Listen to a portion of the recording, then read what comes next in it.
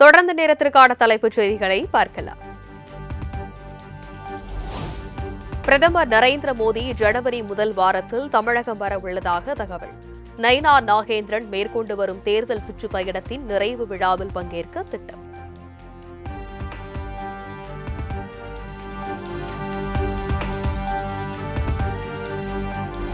ஜனவரி முதல் வாரத்தில் தமிழகம் வரும் பிரதமர் நரேந்திர மோடி கூட்டணி கட்சி தலைவர்களை சந்திக்கவும் திட்டம். அனைத்து தலைவர்களையும் ஒரே மேடையில் ஏற்றவும் பாஜக முடிவு.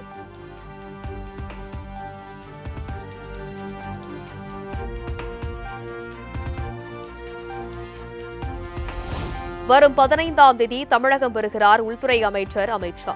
சட்டப்பேரவை தேர்தல், தேசிய ஜனநாயக கூட்டணியில் புதிய கட்சிகளை இணைப்பது குறித்து நிர்வாகிகளுடன் முக்கிய ஆலோசனை நடத்த உள்ளதாக தகவல்.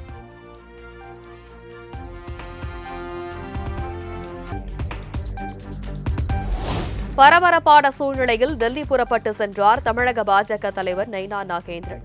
தேசிய ஜனநாயக கூட்டணியில் அமமுக, தேமுதிக, பாமக உள்ளிட்ட கட்சிகளை இணைப்பது குறித்து அமித் ஷாவிடம் ஆலோசனை நடத்தப்பட உள்ளதாக தகவல்.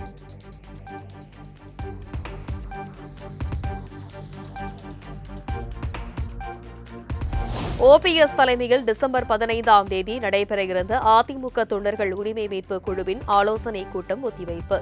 மறு தேதி குறிப்பிடாமல் ஒத்திவைக்கப்படுவதாக ஓபிஎஸ் தரப்பில் தகவல்.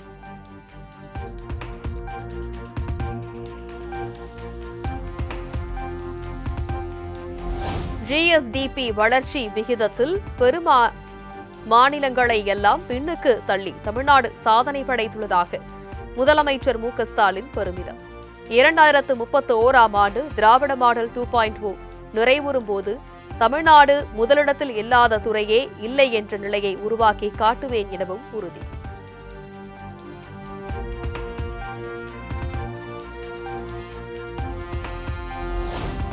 திருப்பரங்குன்றம் மலை மீது தீபம் ஏற்றுவது தொடர்பான பிரச்சினை நடந்து வரும் நிலையில் இந்து அமைப்புகள் சார்பில் இன்று ஒருநாள் உண்ணாவிரதம். உள்ளூரைச் சேர்ந்தவர்களும் போராட்டத்தில் ஈடுபட்டு வரும் நிலையில் அசம்பாவிதம் ஏற்படாத வகையில் ஏராளமான போலீசார் பாதுகாப்பு.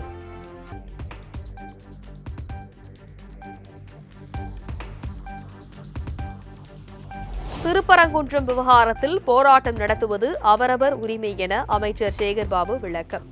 உண்ணாவிரத போராட்டத்திற்கு அரசு சார்பில் அனுமதி வழங்கப்பட்டுள்ளதாகவும் பேட்டி.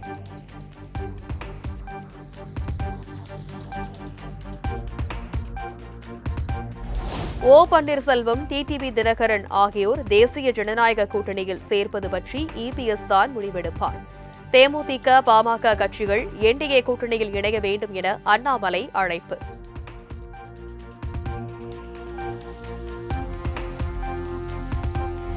கர்நாடகாவின் மேகதாது அணை திட்டத்தை எதிர்த்து உச்சநீதிமன்றத்தில் தமிழ்நாடு அரசு மீண்டும் மனு தாக்கல்.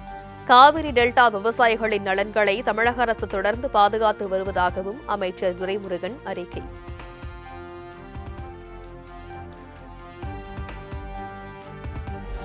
நீதிபதி நிஷா பானுவுக்கு குடியரசுத் தலைவர் திரௌபதி முர்மு கடிதம்.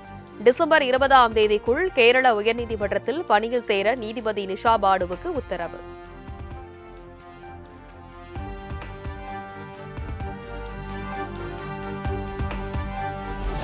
ராமநாதபுரத்தில் மகளிர் உரிமை தொகை திட்டம் விரிவாக்கம் விழாவில் பங்கேற்ற பெண்கள் ஆத்திரம். காலை முதலை காக்க வைத்து சாப்பாடு வழங்கவில்லை என விரக்தி.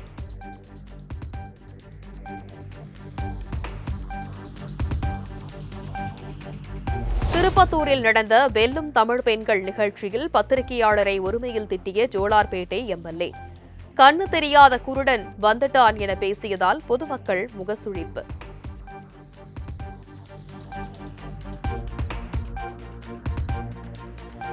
எழுபத்தைந்தாவது பிறந்த நாளையொட்டி நடிகர் ரஜினிகாந்த் திருமலை திருப்பதி ஏழுமலையான் கோவிலில் சாமி தரிசனம். குடும்பத்தினருடன் தரிசனம் செய்த ரஜினியை காண குவிந்த ரசிகர்கள்.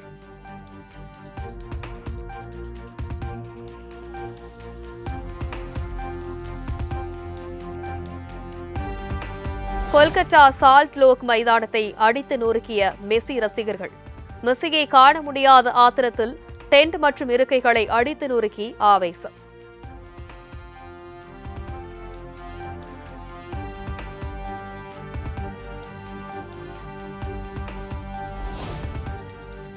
மெஸ்ஸியை பார்க்க முடியாத ஆத்திரத்தில் காலணி, குடிநீர் பாட்டில் உள்ளிட்டவற்றை தூக்கி வீசிய ரசிகர்கள். அடாவடியில் இறங்கிய மெஸ்ஸி ரசிகர்கள் மீது போலீசார் தடியடி.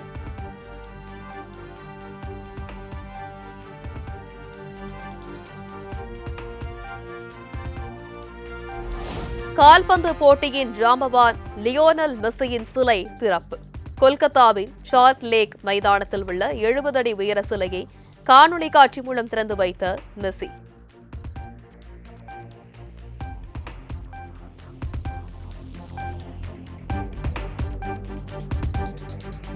படையப்பா ரீ-ரிலீஸ் ஆன நிலையில் ரஜினிகாந்தின் லுக்கில் தோனி புகைப்படத்தை வெளியிட்ட சிஎஸ்கே அணி. 6 படையப்பன் போல இவர் 7 படையப்பன் என எக்ஸ் தளத்தில் பதிவு.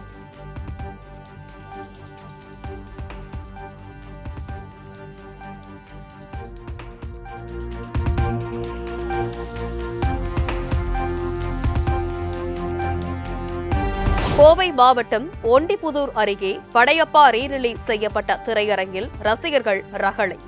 ஆடியோ தெளிவாக இல்லை என குற்றம் சாட்டி தியேட்டர் ஊழியர்களுடன் வாக்குவாதம் செய்ததால் பாதையில் நிறுத்தப்பட்ட படையப்பா.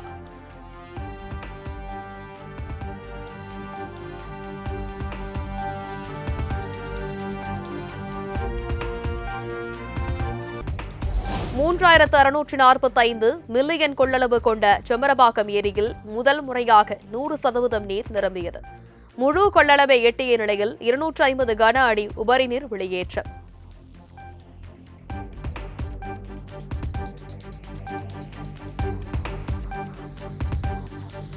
வைகை அணையில் இருந்து பாசனத்திற்காக வினாடிக்கு 1300 கன அடியில் இருந்து 2250 கன அடிக்கு நீர் திறப்பு.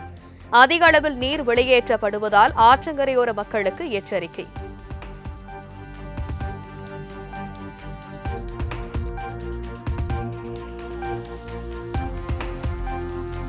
செங்கோட்டை அருகே உள்ள குண்டாறு அணையில் விரிசல் ஏற்பட்டு நீர் வெளியேறி வருவதால் விவசாயிகள் வேதனை.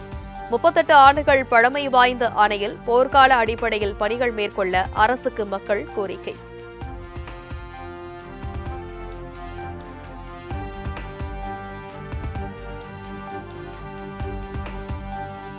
உறை பனிப்பொழிவால் குட்டி காஷ்மீராகவே மாறிப்போன ஊட்டி.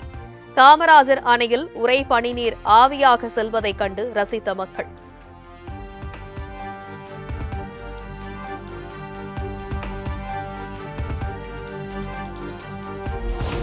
கொடைக்கானல் ஜிம்கானா பகுதியில் உறைபனியில் துளிர்த்து நிற்கும் புல்வெளிகள்.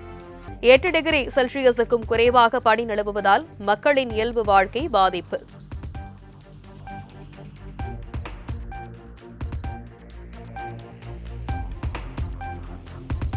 வெள்ளி விலை கிலோவுக்கு ₹6000 குறைந்தது. 1 கிராம் வெள்ளி ₹6 குறைந்து ₹210 விற்பனை.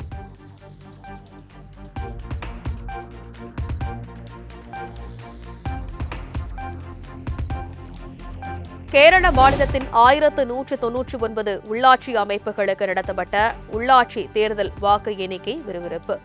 43 நகராட்சிகள், 7 மாவட்ட பஞ்சாயத்துகள், 4 மாநகராட்சிகளில் ஐக்கிய ஜனநாயக முன்னணி முன்னிலை.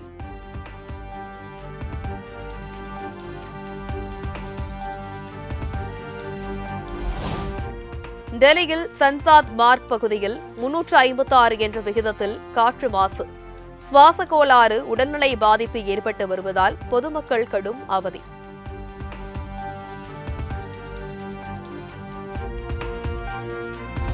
நாடாளுமன்ற வளாகத்தில் தீவிரவாதிகள் தாக்குதல் நடத்திய நாளை ஒட்டி நினைவு தூணில் தலைவர்கள் மரியாதை. பிரதமர் மோடி, துணை குடியரசுத் தலைவர் சிபி ராதாகிருஷ்ணன், காங்கிரஸ் மூத்த தலைவர் சோனியா காந்தி, ராகுல் காந்தி உள்ளிட்டோர் அஞ்சலி.